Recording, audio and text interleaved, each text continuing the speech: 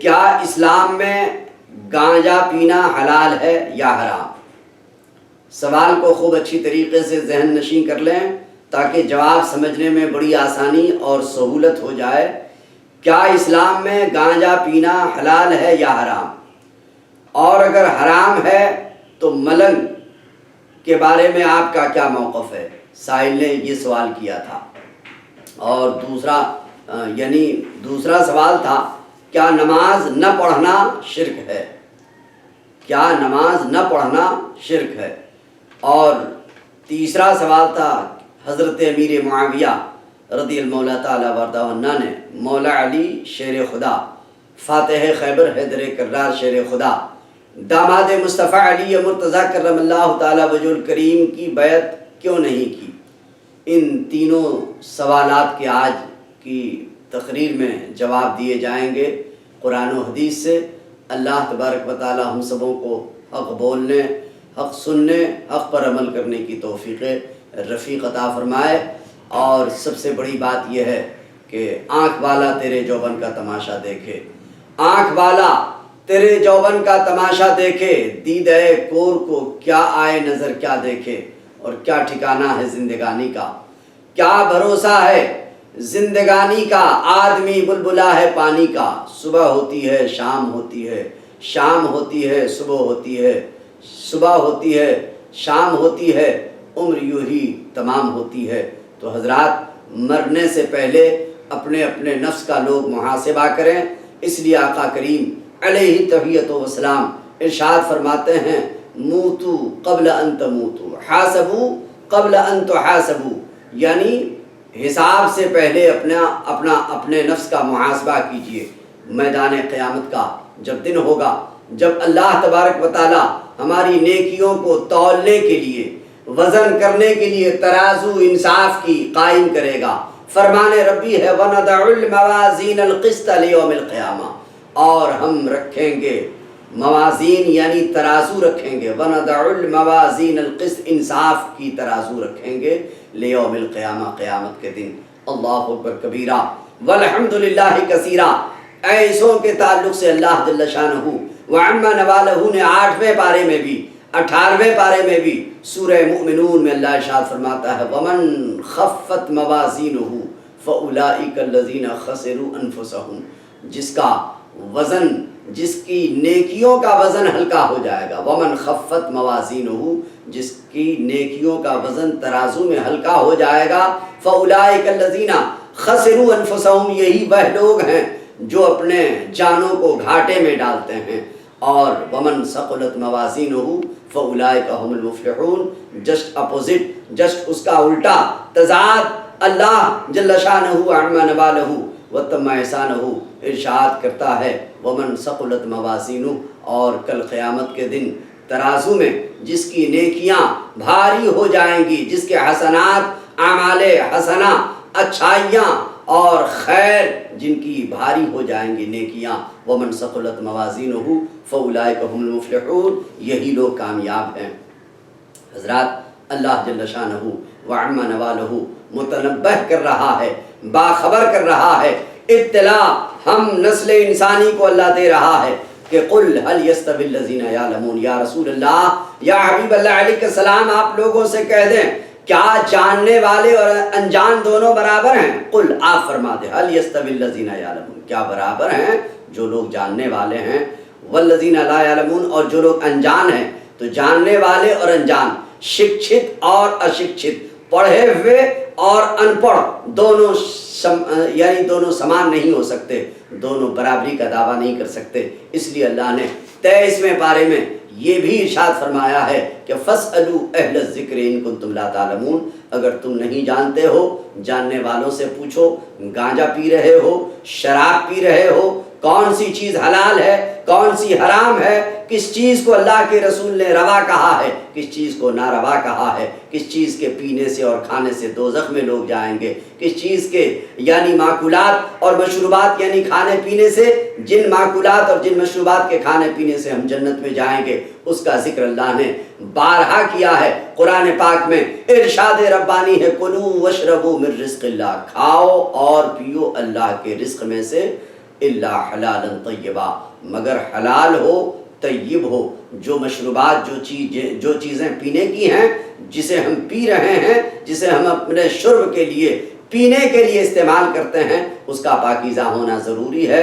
جو ہمارے لیے ماکولات ہیں، کھانے کی چیزیں ہیں، اور ہر وہ جانور جس کو ہم حیوان معقول اللحم کہتے ہیں، جن جانوروں کا گوشت کھایا جاتا ہے، اللہ کے رسول نے جن چیزوں کو حرام نہیں فرمایا ہے، ہر ان جانوروں کا گوشت ہم کھاتے ہیں۔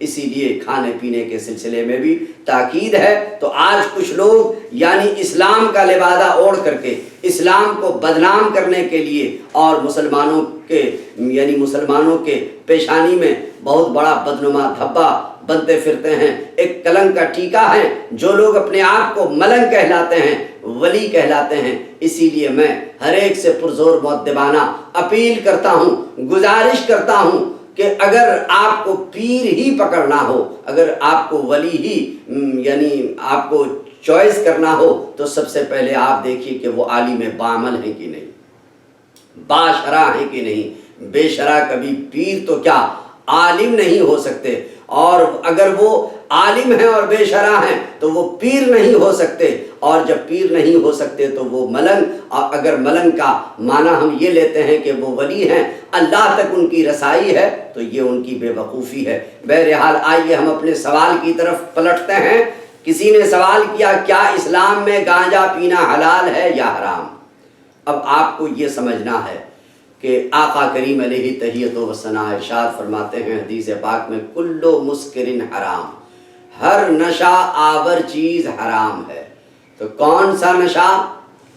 وہ نشہ جس کے پینے سے، وہ چیز جس کے کھانے سے، جس کے پینے سے آپ کی ہماری عقل زائل ہو جاتی ہو، عقل سلب کر لی جاتی ہو، عقل کھینچ لی جاتی ہو۔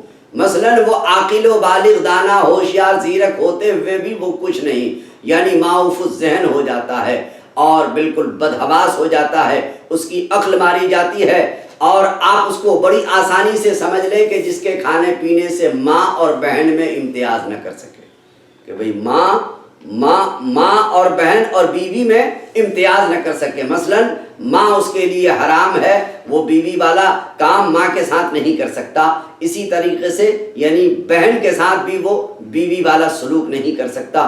بلا شبہ جب ماں بہن اور بیوی میں امتیازی سلوک نہ پیدا ہو، اتنا بدحواس ہو گیا ہو، ایسی چیز کے کھانے پینے کو آقا کریم علیہ تحیۃ و ثنا فرماتے ہیں، کل مسکرن حرام، ہر نشہ آور چیز حرام ہے۔ اور آئیے، یہ تو میں نے ضمناً بات کہی ہے، اور یعنی گانجا پینا حرام کیوں ہے، پہلے آپ اس چیز کو سمجھیں۔ اعلیٰ حضرت عظیم البرکت الشاہ امام احمد رضا خان علیہ الرحمت والرضوان نے اپنی کتاب میں ارشادات اعلیٰ حضرت میں کیا بتایا ہے اس سلسلے میں، اور نشے کے سلسلے میں خاص کر کے، تو یعنی انہوں نے یہ بتایا ہے کہ نشہ، ہر وہ نشہ جو بقدر ضرر ہو، بقدر ضرر یعنی نقصان کی مقدار کو پہنچ جائے، بقدر ضرر ہو، اور اختلال حواس بھی ہو، یعنی آپ کے حواس کو، عقل کو اور دانائی کو، زیرکی اور چالاکی کو ختم کر دے اور اس میں خلل ڈالے، جس طریقے سے ابھی ہم نے کہا کہ بہن میں اور بیوی میں امتیاز نہ کر سکے۔ بقدر ضرر، اختلال حواس، جس کے کھانے سے انسان کے پھیپھڑوں میں نقصان پہنچتا ہے، انسان کے سینوں میں نقصان پہنچتا ہے، آدمی کو نفع یعنی فائدہ دینے کے بجائے، اس کو بینیفٹس پہنچانے کے بجائے اس کو خسارہ اور سائیڈ افیکٹ میں ڈالے، یعنی جس کے کھانے سے نقصان اور حواس میں خرابی پیدا ہو، ہر ایسی چیز کا کھانا حرام ہے۔ اعلیٰ حضرت نے کیا لکھا؟ بقدر ضرر و اختلال حواس، جس کے کھانے سے انسان کو نقصان اور حواس میں خرابی پیدا ہو، ہر اس شے کا کھانا حرام ہے۔ تو اب آئیے ہم یعنی غور و فکر کریں کہ گانجا کے پینے سے انسان کے ہارٹ میں افیکٹ پڑتا ہے، انسان کے سینے میں نقصان پہنچتا ہے، ان کی آنکھیں بڑی بڑی ہو جاتی ہیں، اور اس میں اتنا نشہ آدمی یعنی انسان میں اتنا نشہ ہو جاتا ہے کہ ماں بہنوں میں بھی اور بیوی اور بہنوں میں امتیازی سلوک یعنی برقرار نہیں رکھ پاتا ہے۔ اس لیے اسلام میں گانجا پینا حرام ہے۔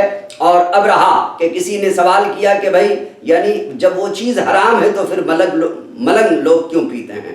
تو کسی ملنگ کے پینے سے کوئی چیز حلال نہیں ہو جاتی، اور کسی ملنگ کے کسی چیز کو حرام کر دینے سے وہ چیز حرام نہیں ہو جاتی۔ ہم لوگ شریعت کے ماننے والے ہیں، قرآن کے فالور ہیں، حدیث کے فالور ہیں، نہ تو ہم کسی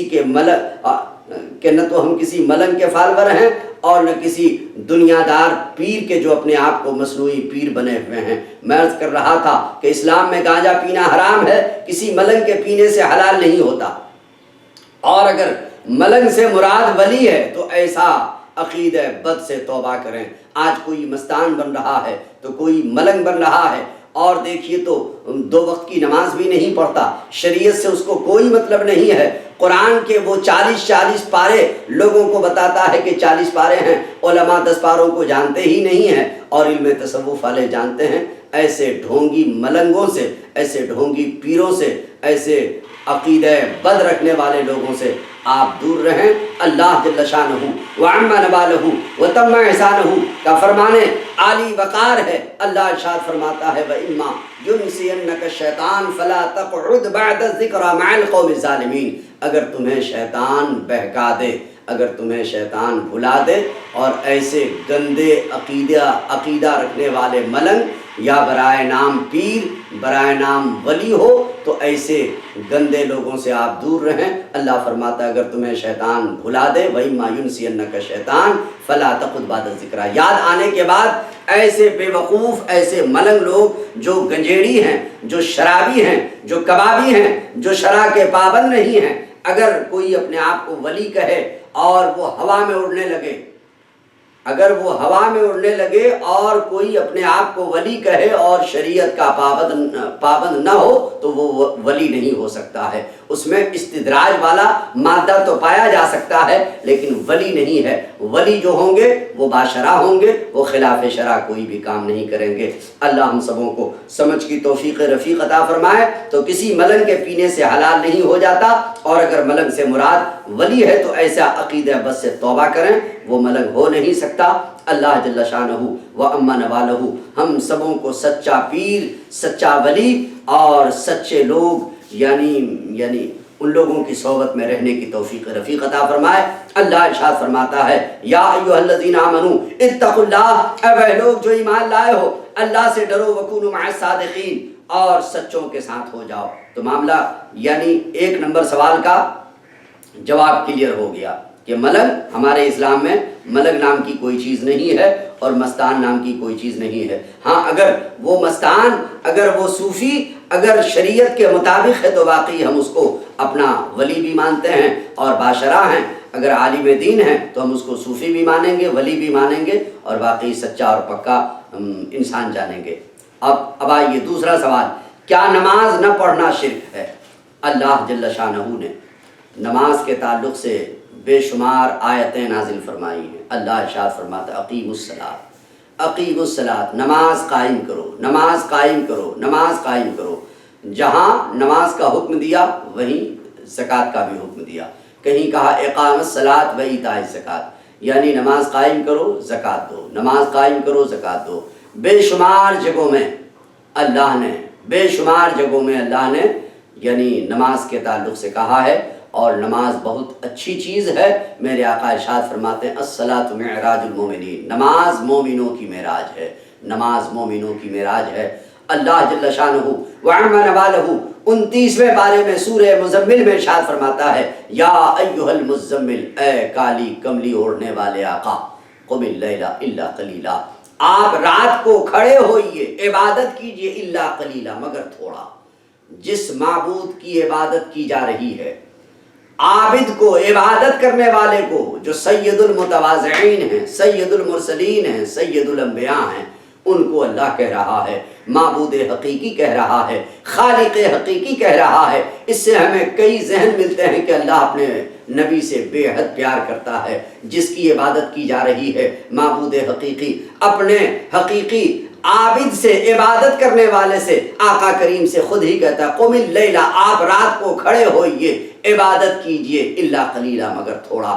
میرے آقا سرور کائنات سیاح لامکان انیس بے کساں صلی اللہ تعالی علیہ وسلم ساری رات نماز پڑھتے ہیں، ساری رات نماز پڑھتے ہیں۔ حضرت اماں عائشہ ام المومنین قیامت تک کے مومنوں کی ماں، ہم سبوں کی ماں، یعنی عرض کرتی ہیں یا رسول اللہ یا حبیب اللہ فداک ابی امی، میرے ماں باپ کی جان آپ کے پیروں تلے قربان یا رسول اللہ یا حبیب اللہ، ذرا تھوڑی دیر رات کو آرام کر لیا کریں، ریسٹ کر لیا کریں۔ آپ نماز کے لیے اتنا لمبا کھڑے ہوتے ہیں، آپ کا قیام اتنا طویل سے طویل تر ہوتا ہے یا رسول اللہ یا حبیب اللہ علیہ السلام کہ آپ کے تلوے اقدس سے یعنی پھٹ کر کے خون نکلا کرتے ہیں۔ تو آقا کریم نے جواباً ارشاد فرمایا اے میری عائشہ کیا میں اللہ کا شکر گزار بندہ نہ بنوں؟ اللہ نے مجھے نبیوں کا امام بنایا، اللہ نے مجھے رسولوں کا سردار بنایا، افلا اکون عبدا شکورا، کیا میں اللہ کا شکر گزار بندہ نہ بنوں؟ پتہ یہ چل رہا ہے نماز اہم العبادت ہے۔ میرے آقا نے کہا الصلاۃ معراج المومنین، نماز مومنوں کی معراج ہے، نماز مومنوں کی معراج ہے۔ اس لیے آقا کریم اور دوسری حدیث میں بھی ارشاد فرماتے حببا الی من دنیاکم النساء والطیب وجعلت قرۃ عینی فی الصلاۃ، اے لوگو تمہاری دنیا میں سے، یہ نہیں کہا کہ میری دنیا میں سے، تمہاری دنیا میں سے، تمہاری دنیا میں سے میرے لیے تین چیزیں پسند کی گئیں، تین چیزیں محبوب کی گئیں، چوائس کی گئیں۔ حببا الی من دنیاکم النساء، نمبر 1 عورتیں، یعنی لوگ پہلے عورتوں پر ظلم کیا کرتے تھے، عورتوں کو بچہ پیدا کرنے کی مشین لوگ سمجھتے تھے، عورتوں کا کوئی حق نہیں سمجھا جاتا تھا، اور اگر عورتوں کی زندگی میں اس کا شوہر انتقال کر جائے تو لوگ اس کو ڈائن کہہ کر کے پکارتے تھے،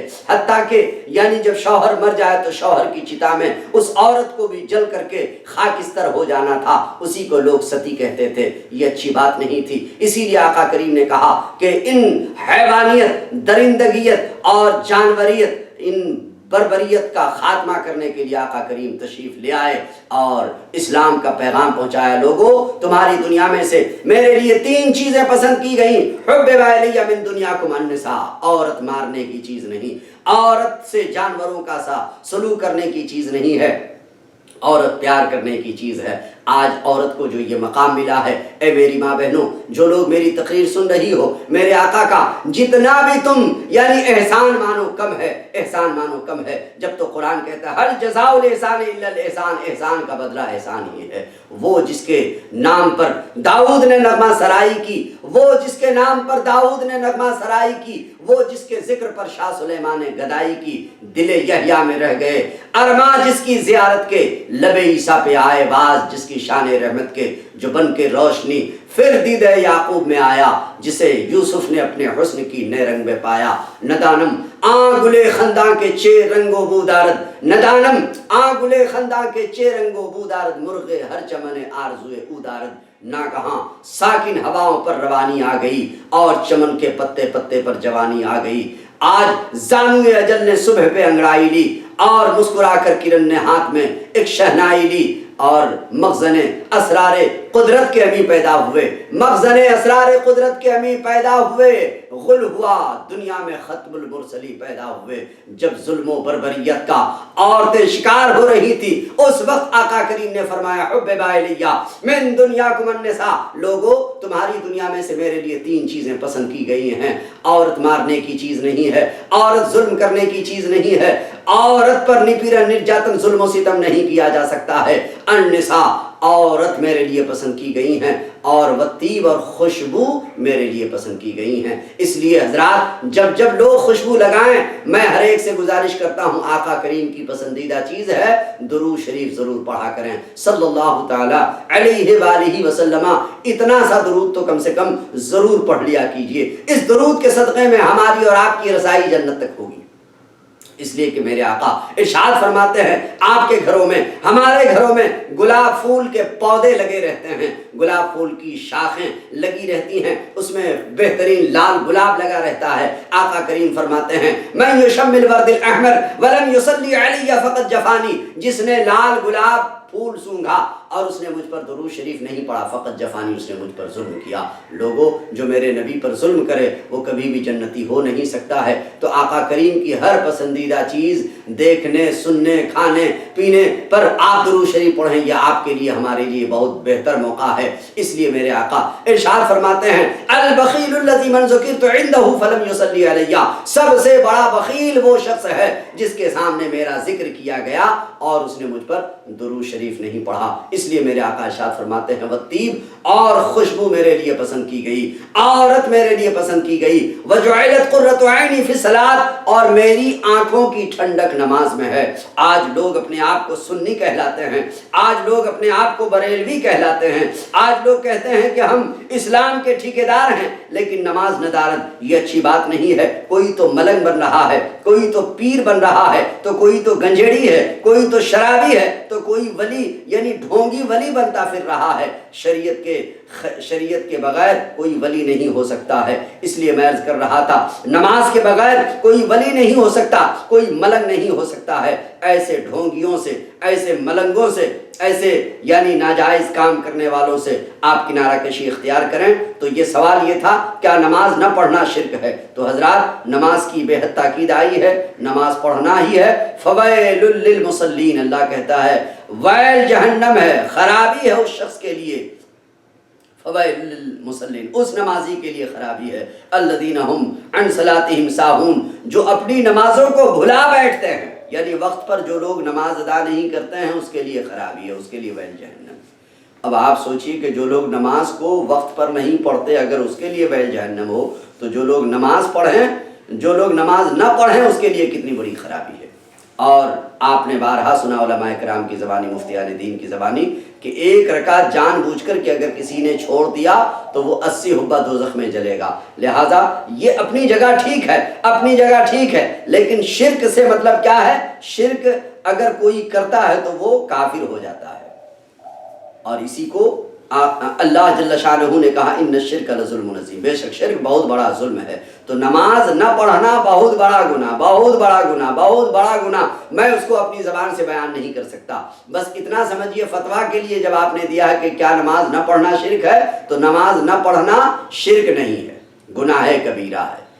خوب غور سے سنیں جواب، نماز نہ پڑھنا شرک نہیں ہے، آدمی اسلام سے خارج نہیں ہوتا اگر وہ منکر نہیں ہے۔ تو ہاں اگر وہ منکر ہو جائے، نماز کا انکار کر دے کہ نماز کچھ نہیں ہے، نماز فرض نہیں ہے، نہیں پڑھیں گے، یہ سارا اگر منکر ہو جائے تو پھر وہ کافر ہو جائے گا، تو پھر شرک ہے۔ اور اگر نہیں پڑھتا ہے، اس کو اقرار ہے کہ ہم گناہگار ہیں، ہم سیاہکار ہیں، ہم خاطی ہیں، ہم خطا کار ہیں، ہم مجرم ہیں، اللہ کے ہم مجھ کو سزا ملے گی، نماز پڑھنا چاہیے، نماز فرض ہے ہم پر، لیکن ہم نہیں پڑھ پا رہے ہیں، یہ ہماری اپنی غلطی ہے، اور وہ نماز نہیں پڑھتا ہے تو ایسا نماز نہ پڑھنا شرک نہیں ہے بلکہ گناہ کبیرہ، گناہ کبیرہ، گناہ کبیرہ ہے۔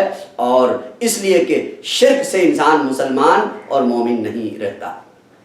تفصیل کے لیے کتب متداولہ کا مطالعہ کریں، اور اللہ جل شانہ وعم نوالہ نے پھر اگر زندگی عطا کی اور زندگی نے اگر وفا کیا تو انشاءاللہ پھر کسی نہ کسی تقریر میں ایک سوال اور رہ گیا، پھر انشاءاللہ اس کے سلسلے میں بھی ہم گفتگو کریں گے۔ اے آنکھ طوفان نوح لانے سے کیا فائدہ، 2 اشک کافی ہیں اگر اثر کریں۔ چلیے اشارہ ہو رہا ہے کہ اب بھی وقت ہے، تو لہٰذا یعنی اس سوال کا بھی جواب ہم دے ہی دیتے ہیں، پھر اس کے بعد محفل کا اختتام ہوگا۔ یعنی اور ایک سوال یہ تھا کہ حضرت امیر معاویہ رضی اللہ تعالیٰ عنہ نے مولا علی شیر خدا کی بیعت کیوں نہیں کی؟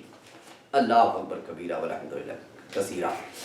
حضرات اگر اس سوال کا جواب دینے جاؤں تو تقریباً 1-1.5 گھنٹہ یا 2 گھنٹے کی ضرورت ہے، لیکن آپ کو صرف 5 سے 7 منٹ میں جواب دے کر کے گزرتا ہوں، پھر کبھی اگر موقع ملا تو تفصیلی گفتگو ہوگی اس سلسلے میں۔ حضرات جتنے بھی صحابہ ہیں ہر ایک کے سلسلے میں عقیدہ یہ رکھنا ہے جو عقیدہ قرآن کا ہے۔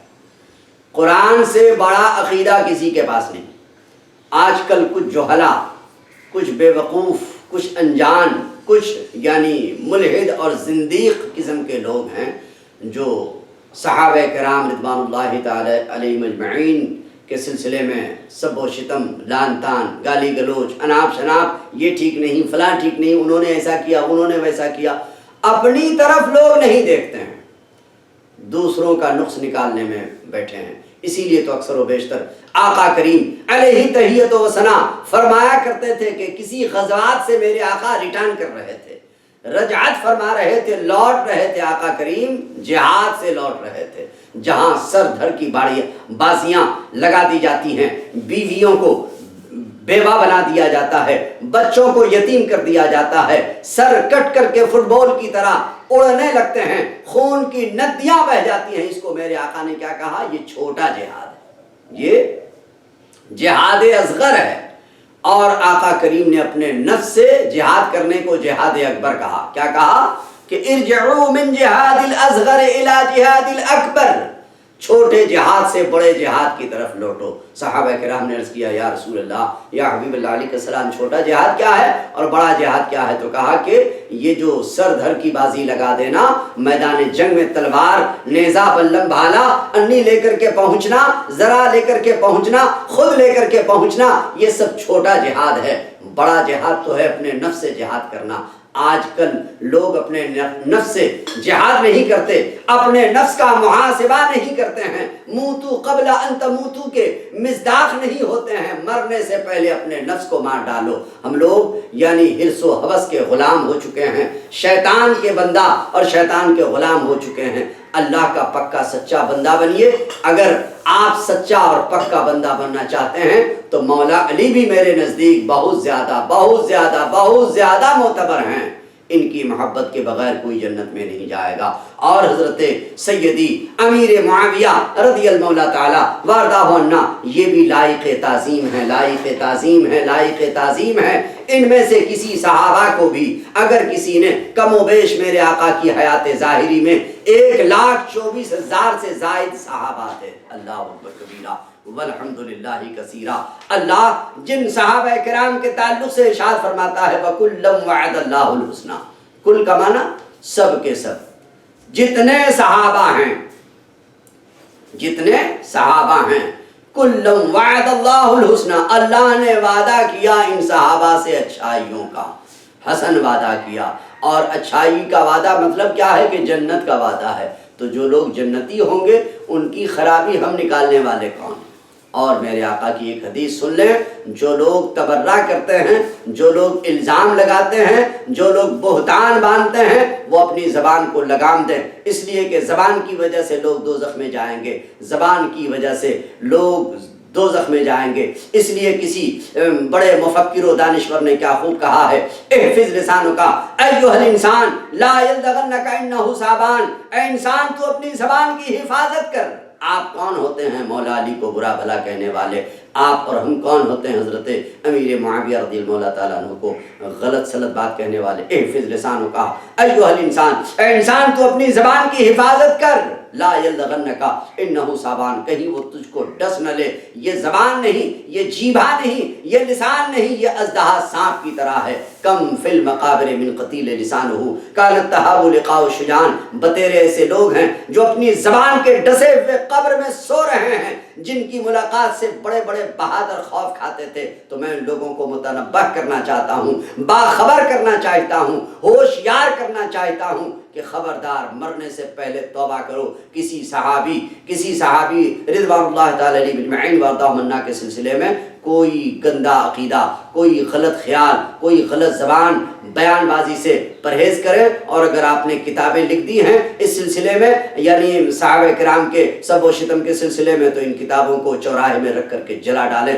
ورنہ اگر آپ کتاب نہیں جلائیے گا تو یہ لفظ، یہ بات، یہ کلام، یہ گفتگو اور یہ لکھنا آپ کے ایمان کو جلا کر کے خاکستر کر دے گا، اور پھر آپ پھر دوزخ کے مستحق ہوں گے۔ اس لیے کہ اللہ کہتا ہے وَكُلًّا وَعَدَ اللَّهُ الْحُسْنَى، صحابہ کی ذات تو وہ ہے جن صحابہ میں سے ہر ایک سے اللہ نے جنت کا وعدہ کیا۔ اور آئیے، میرے آقا کی بہت ساری حدیثیں ہیں، پشتارہ لگا سکتا ہوں، لیکن یعنی طوالت کے خوف سے بات طول نہ پکڑ جائے، بات لمبی نہ ہو جائے، اختصار کے ساتھ میں عرض کر دوں، آقا کریم فرماتے ہیں من سب اصحابی، وہ لوگ اپنا دل تھام کر کے سنیں جو بات میں کہنے جا رہا ہوں، اپنے توش ایمان کو برباد مت کیجیے، اپنی آخرت کو دوزخ میں تبدیل مت کیجئے۔ صحابہ کرام کے سلسلے میں غلط عقیدہ، غلط ذہن، غلط گفتگو، غلط کتابت، غلط تقریر، غلط تحریر سے آپ گریز کریں، اجتناب کریں، توبہ کریں اور سچے دل سے صحابہ کرام سے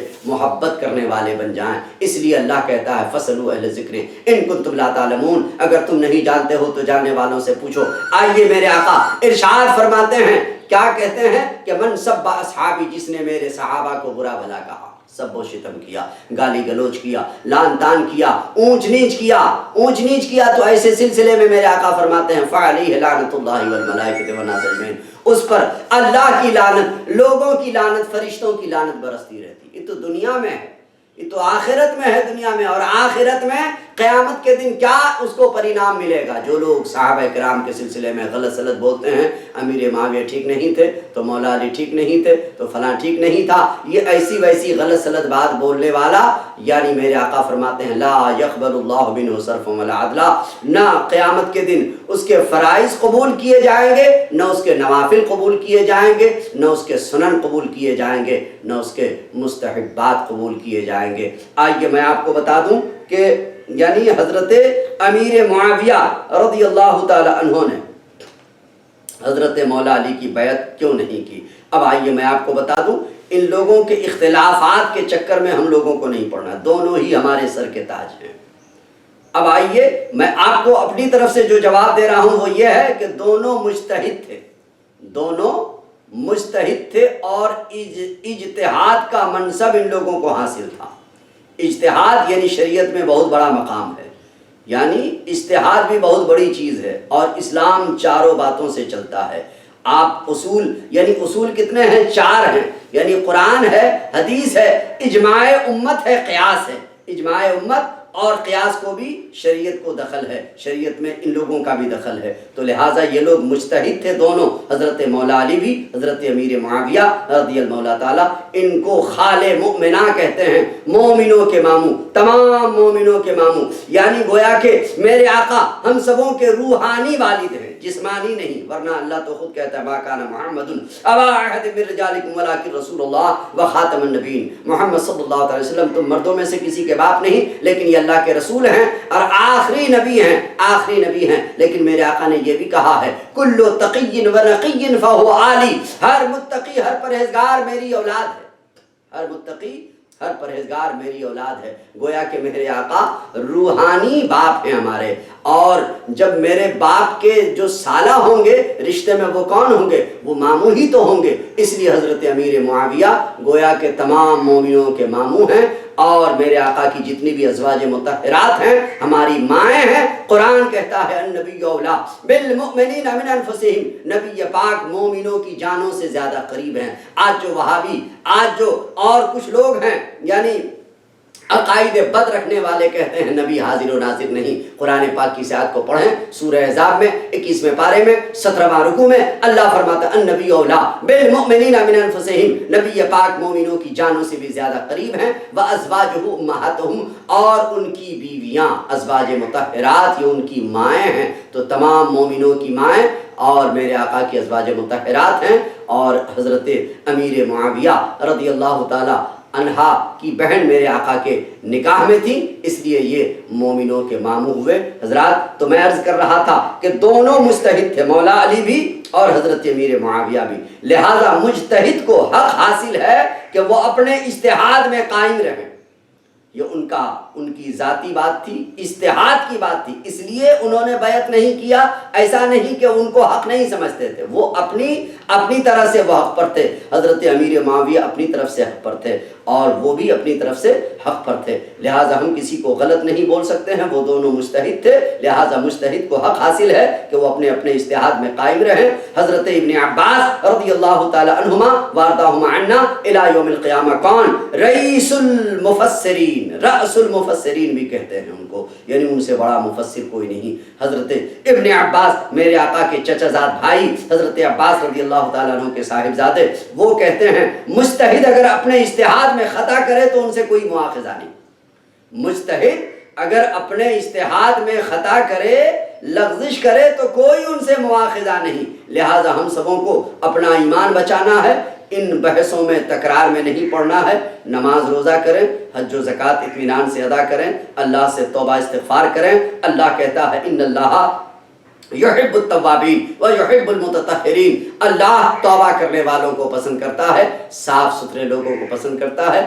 اللہ آپ کو اور ہم سبوں کو جسمانی ستھرائی طہارت حاصل کرنے کی توفیق رفیق عطا فرمائے, اور قلب کو بھی طہارت بخشے, ایمان کو بھی ہمارے صاف ستھرا اللہ کر دے. اللہ ہمیں توبہ کرنے والوں میں سے بنائے, اللہ ہمیں صاف ستھرے لوگوں سے بنائے, صاف ستھرے لوگوں میں سے بنائے. اے آنکھ طوفان نوح لانے سے کیا فائدہ, دو اشک کافی ہیں اگر اثر کریں.